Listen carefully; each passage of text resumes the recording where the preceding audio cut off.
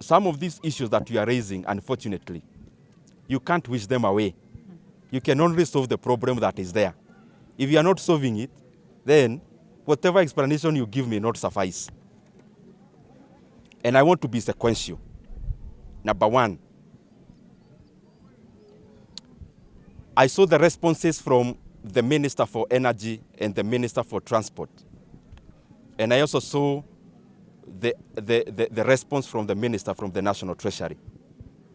Of note is that yesterday morning, there was conflicting responses from the chair of EPRA and his CEO. Even the responses that were given by ministers, I wish they had communicated in the morning so that even if they are responding and even if they are not telling the truth, at least to align and give one side of the story.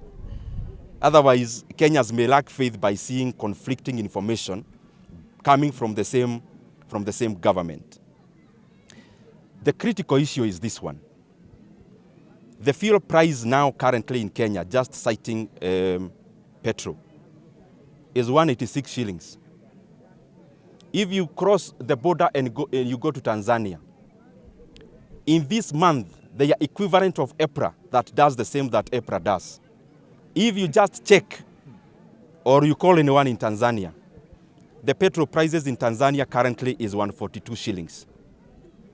The petrol prices in Uganda currently is below 182 shillings, marginally lower than Kenya. But diesel is much cheaper than Kenya, of course, because diesel in Uganda is below 170 shillings. If you go to Ethiopia, the current price of liter of petrol is maybe around 122 Ethiopian birr, which is also below 125 Kenya shillings. If you go to a place like Rwanda, Rwanda prices are also below 170 per liter of petrol. So the basic issue here is that the fuel prices in Kenya have been high, not because of global issues, but because of exorbitant levies and taxes. And of note is that the government actually introduced a levy of 7 shillings last year. And that is why, even when global oil prices went down, Kenya never noted, because that is the period when the government then inserted the 7 shillings as part of the fuel levy. I also, because I read some of the responses, because I was really looking forward to getting the truth. It is good that the Minister for Energy and the Minister for Transport restricted their responses to the issue at hand. But it was very disappointing to see the Minister for the National Treasury trying diversionary tactics. I want to remind my brother that he is no longer the chatterbox he used to be. Now he holds a position with responsibility. And the docket where he holds and which he is the minister or cabinet secretary is an empirical docket. It is not a theoretical docket. His responses always need to be quantitative. You can't give tales on issues about figures because figures are glaring and they are stubborn. Now, the question or the answer that we need from them, one, it is there in the response of the minister or the cabinet secretary for energy that there was actually an introduction of 7 shillings last year. So the question is simple. Where is that money? Now, in their responses, they tried to justify that this money that was borrowed, that was introduced, was actually used as collateral to take debt, to take a loan from our local banks. Now, that loan is to be paid by Kenyans for the next 7 years. For the next 7 years. The question we are asking are simple. By the maturity of the 7 years, how much money will Kenyans have paid for that loan? That is number one.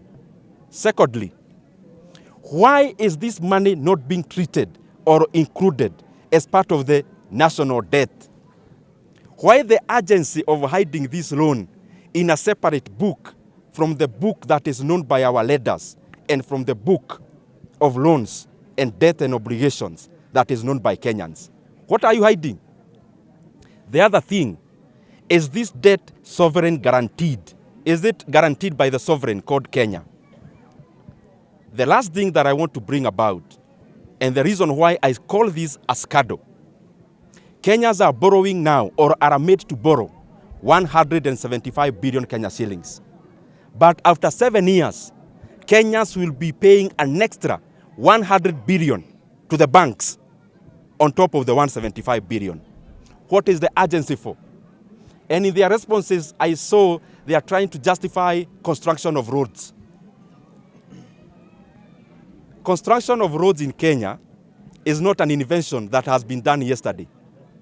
All the regimes have been building tarmac roads.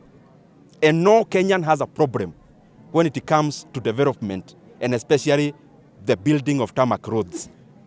The problem is that there has never been any other time that Kenyans are borrowing illegally and coming to Kenyans to explain using construction of roads. We have always had roads, but we have never been in an abyss where we are borrowing illegally for the same purpose. And I want to request, when we hear these issues, we are hearing them because all of us as Kenyans are stakeholders. If Kenyans ikienda pahali baya, inaharibu sisi wote. Na ya mwisho, these banks that are a part and parcel of this scandal, I want to ask them, when you are lending this money, 175 billion Kenya shillings, what is coming there as your collateral? In case there is a government policy that abolishes the 7 shillings. Because the 7 shillings is not added through a referendum. It is only through a gazette notice from the minister. If there is a new minister tomorrow and they do the reverse, so what will the banks be holding? So what we need to do, and what I beseech all of us, and especially those with the responsibility in leadership positions, let us not continue to defend the indispensable. It is glaring. And if it's not glaring, recognize this debt the way it ought to be recognized, because no one will accuse you of borrowing illegally. I saw another response talking about a special purpose vehicle and a lot of kizungu mingi. Kenya Roads Board is a fully owned entity of the national government, and there is no way you can detach financial obligations of Kenya Roads Board from that of the sovereign called Kenya.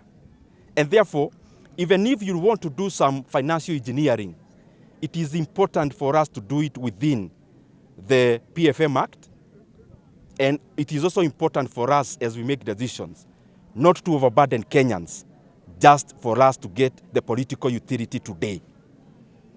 The 175 billion Kenya shillings, the cost is an extra 100 billion. We need to ask ourselves as Kenyans, is it worth it? Kwani kuna siku wa Kenya hawatahitaji barabara? Then hii bilioni ya nini? 2027 wa Kenya watahitaji barabara. 2028 wa Kenya watahitaji barabara. So hii mambo ya kukibiza wa Kenya na kuongeza deni zaidi ya deni, na hiyo deni kuwekwa kado ya madeni, I think that is what is basically suboptimal when it comes to prudent management of public resources.